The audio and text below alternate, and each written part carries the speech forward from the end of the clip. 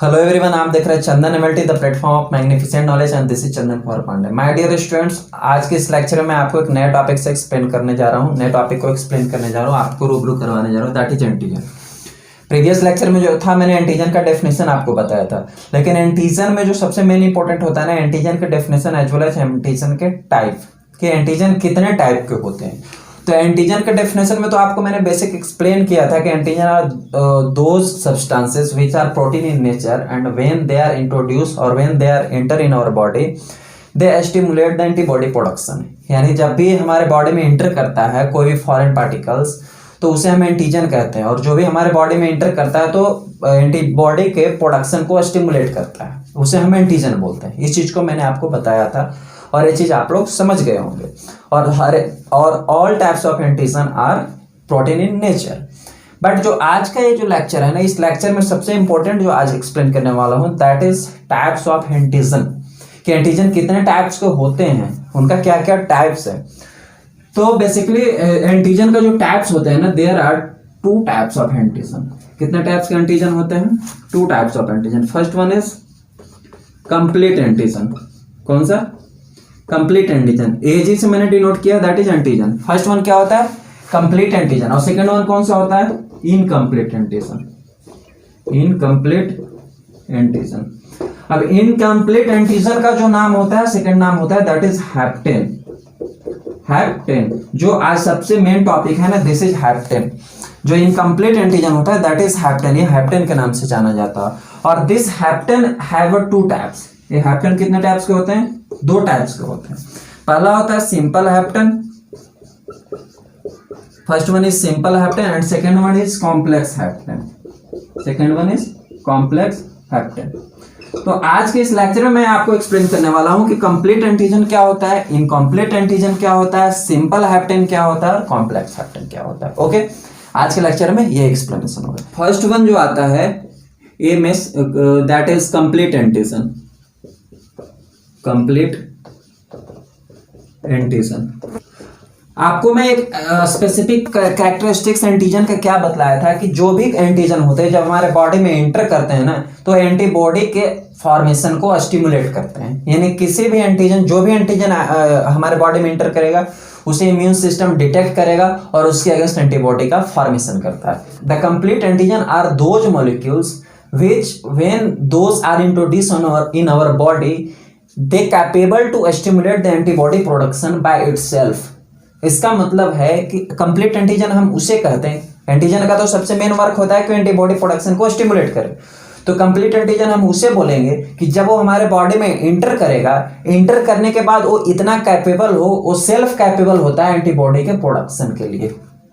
वो सेल्फ इतना कैपेबल होता है कि उसे इम्यून सिस्टम डिटेक्ट करता है और उसके अगेंस्ट एंटीबॉडी का फॉर्मेशन करता है हमारा इम्यून सिस्टम। यानी कंप्लीट एंटीजन का मतलब है कि जो ही वो एंटीजन, वो मॉलिक्यूल्स होगा जो सेल्फ कैपेबल है, जब भी हमारे बॉडी में एंटर करे और उसे इम्यून सिस्टम डिटेक्ट करे और उसके अगेंस्ट एंटीबॉडी का फॉर्मेशन स्टार्ट कर दे। यानी अपने आप, अपने द्वारा वो एंटीबॉडी का फॉर्मेशन को इंड्यूस कर सकते हैं, इतना ही कैपेबल होते हैं। Those types of molecules are known as the complete antigen। Second one आता है that is हैप्टेन। क्या? हैप्टेन, यानी कि इनकम्प्लीट एंटीजन। ये जो भी मैं आपको पढ़ा रहा हूं इन सबका लेक्चर आपको मैं कमेंट बॉक्स में दे देता हूं, सॉरी मैं डिस्क्रिप्शन बॉक्स में इनका नोट्स आपको दे देता हूं, आप वहां से उसे डाउनलोड कर सकते हैं। ठीक है। सेकेंड वन इज है hapten. Hapten that means incomplete antigen. Incomplete antigen का मतलब कि those molecules which are unable to induce the formation of antibody by itself। कोई भी मॉलिक्यूल्स, सपोज दैट ये मॉलिक्यूल्स है, कोई भी मॉलिक्यूल्स जो हमारे बॉडी में एंटर करे, वैसा एंटीजन जो हमारे बॉडी में एंटर करे, बट ये इसकी इतनी कैपेबिलिटी नहीं हो कि ये एंटीबॉडी फॉर्मेशन को इंड्यूस कर पाए, स्टिमुलेट कर पाए। ठीक है। But they are immunogenic.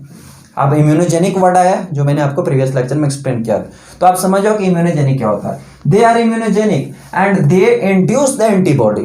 Antibody का फॉर्मेशन तो नहीं कर सकते, लेकिन इम्यून सिस्टम को इंड्यूस कर सकते हैं कि आप एंटीबॉडी देखो इसके अगेंस्ट बनाना चाहिए आपको। तो वैसे एंटीजन को, वैसे मॉलिक्यूल्स को हम हैप्टेन बोलते हैं। ओके। अब इनके साथ ये क्या हो गया, अब तो ये इनकम्प्लीट हो गए, ये अपने आप एंटीबॉडी का फॉर्मेशन नहीं करते हैं। तब इनके साथ कोई भी ऐसा प्रोटीन इन नेचर मॉलिक्यूल्स, कोई भी बॉडी में मॉलिक्यूल्स होगा जो प्रोटीन नेचर में होगा, जो आएगा और इनके साथ बाइंड कर लेगा। ओके, बाइंड कर लेगा और बाइंड करके इनको इतना कैपेबल बना देगा कि आप एंटीबॉडी के साथ रिएक्शन कर सकते हैं। तो इस टाइप्स के जो प्रोटीन इनके साथ आके बाइंड करेगा, उस टाइप्स के प्रोटीन को हम बोलते हैं कैरियर प्रोटीन। क्या बोलते हैं? Carrier protein. दैट मीन्स कि hapten plus carrier protein equal to complete antigen.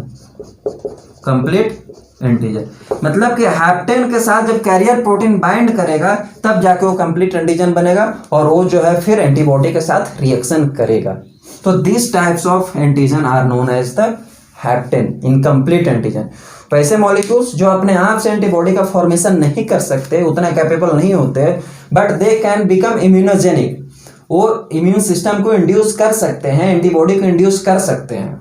और जब ही इनके साथ कोई कैरियर प्रोटीन बाइंड करेगा आके, इनके साथ बाइंड होने के बाद एंटीबॉडी के साथ रिएक्शन करेंगे। ओके, अब ये जो हैप्टेन होते हैं वो दो टाइप के होते हैं, जैसे कि मैंने आपको क्लासिफिकेशन बताया कि simple hapten as well as complex hapten. Okay, तो अब वो दोनों मैं आपको एक्सप्लेन करता हूँ।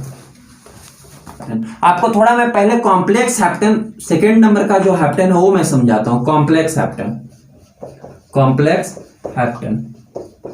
फिर आपको मैं सिंपल हैप्टेन समझाऊं, क्योंकि ये समझ में आ जाएगा तो वो भी समझ में आ जाएगा। The complex hapten are those types of molecules when they reaction with antibody, a specific antibody, they form the precipitate reaction। इसका मतलब ये है कि कॉम्प्लेक्स एंटीजन वो टाइप्स के एंटीजन होंगे जो अपने स्पेसिफिक हर एक एंटीजन अपने स्पेसिफिक एंटीबॉडी के साथ ही बाइंड करेगा। तो ये जब अपने स्पेसिफिक एंटीबॉडी के साथ बाइंड करेंगे तो प्रिसिपिटेट का फॉर्मेशन करेंगे। एक आप वर्ड आगे का क्या चीज? प्रिसिपिटेट। ये प्रिसिपिटेट जो प्रिसिपिटेशन रिएक्शन से रिलेटेड है। Precipitation reaction, agglutination, flocculation, sensitization, ये सब जो रिएक्शन जब मैं आपको पढ़ाऊंगा ना तो वहां पढ़ाऊंगा, बट द प्रिसिपिटेशन का आया है वर्ड एक, तो इसको मैं इस समय आपको समझा देता हूं।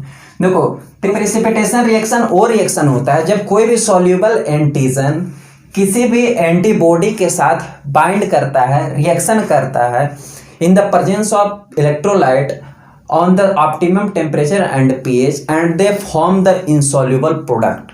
इसका कहने का मतलब है, मैं एक एग्जांपल से आपको प्रेसिपिटेशन समझाता हूँ। सपोज दैट यहाँ पर एक स्टव में इलेक्ट्रोलाइट भरा हुआ है, ठीक है, that is NaCl। Suppose that NaCl sodium chloride भरा हुआ है। कोई भी एंटीजन, सपोज दैट इसमें बहुत सारा, इतने सारे एंटीजन भी है, ये एक एंटीजन है, ये सब एंटीजन है, ठीक है। कोई भी सॉल्युबल एंटीजन जो इसके साथ सॉल्युबल है, किसी भी एंटीबॉडी के साथ, सपोज दैट ए एंटीबॉडी इस एंटीबॉडी के साथ रिएक्शन करता है और रिएक्शन करके कोई ऐसा प्रोडक्ट बनाता है जो यहाँ पे जमा हो गया, प्रिसिपिटेट बन गया, इसके साथ सॉल्युबल नहीं हुआ, जो वहां पे इलेक्ट्रोलाइट था उस इलेक्ट्रोलाइट के साथ सॉल्युबल नहीं हुआ। तो इस टाइप्स के रिएक्शन को हम प्रिसिपिटेशन बोलते हैं या प्रिसिपिटेट रिएक्शन बोलते हैं, जिनमें कि कुछ भी प्रोडक्ट जो बना, जो सॉल्युबल एंटीजन किसी एंटीबॉडी के साथ रिएक्शन किया और एक प्रोडक्ट बनाया जो इनसॉल्युबल है, जो प्रेसिपिटेट फॉर्म करता है। This types of reaction are known as precipitation. Okay, तो कॉम्प्लेक्स हैप्टेन जो होंगे वो अपने स्पेसिफिक एंटीबॉडी के साथ बाइंड करेंगे और रिएक्शन जब करेंगे तो प्रेसिपिटेट का फॉर्म करेंगे। ओके, और फर्स्ट वन जो सिंपल हैप्टेन होगा, जो सिंपल हैप्टेन है वो जब अपने स्पेसिफिक एंटीबॉडी के साथ रिएक्शन करेंगे तो वो प्रेसिपिटेशन का फॉर्मेशन नहीं करेंगे। ऐसा क्यों होता है ये मैं आपको बताता हूं। Because of the complex hapten are in the nature of polyvalent. Polyvalent एक वर्ड आया, पॉलीवैलेंट। जो कॉम्प्लेक्स हैप्टेन होंगे ना वो पॉलीवैलेंट के नेचर में होंगे और जो सिंपल हैप्टेन होंगे वो यूनिवैलेंट के नेचर में होंगे। किस वैलेंट में? यूनिवैलेंट। यूनिवैलेंट, यूनि का मतलब सिंगल और पॉली का मतलब multiple. Univalent complex simple hapten, simple hapten जो होंगे यूनिवैलेंट नेचर के होंगे। यूनिवैलेंट का मतलब है कि दो types of antigen which have the present of single epitope. अब इपिटोप मैंने प्रीवियस लेक्चर में आपको बताया था कि इपिटोप क्या होते हैं। तो सिंपल हैप्टेन वैसे एंटीजन होंगे जिनके सरफेस पे single antibody binding surface present होगा, ठीक है। और कॉम्प्लेक्स हैप्टन वैसे एंटीजन होंगे जिनके सरफेस पे multiple antibody binding site present होगा, यानी कॉम्प्लेक्स हैप्टन पे मल्टीपल एपिटोप प्रेजेंट होंगे। तो जिस भी एंटीजन में मल्टीपल एपिटोप प्रेजेंट होंगे, जिस भी एंटीजन के सरफेस पे multiple antibody binding site present होगा, वैसे एंटीजन जब भी रिएक्शन करेंगे एंटीबॉडी के साथ तो प्रिसिपिटेशन का फॉर्मेशन करेंगे, यानी पॉलीवैलेंट टाइप्स के एंटीजन हमेशा प्रिसिपिटेशन रिएक्शन फॉर्म करेंगे या प्रिसिपिटेट फॉर्म करेंगे।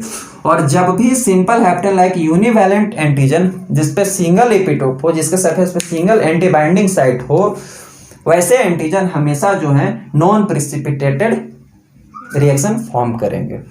So that it was the complex hapten and simple hapten. ठीक है, अब कॉम्प्लेक्स प्रिसिपिटेट क्यों फॉर्म करता है ये भी आपको मैंने बता दिया, और सिंपल प्रिसिपिटेट क्यों नहीं फॉर्म करता है ये भी मैंने आपको बता दिया। ठीक है, प्रिसिपिटेशन क्या होता है वो भी आप आई होप आपको समझ में आया होगा। तो it was the about antigen, ये था एंटीजन और उसके types. So I hope you understood well. मैं छोटा छोटा टॉपिक, हर एक टॉपिक आपको तोड़ तोड़ के समझा रहा हूँ इसीलिए, ताकि बड़ा मैं समझाऊंगा एक ही बार आपको समझने में, इम्यूनोलॉजी बहुत कॉम्प्लेक्स सब्जेक्ट होता है, नहीं समझ में आ गया, तो सब छोटा छोटा टॉपिक आपको मैं कवर करते चल रहा हूँ और इसका स्टेप भी बढ़ते चल रहा हूँ। तो it was all about today lecture. मिलते हैं नए लेक्चर में नए टॉपिक के साथ।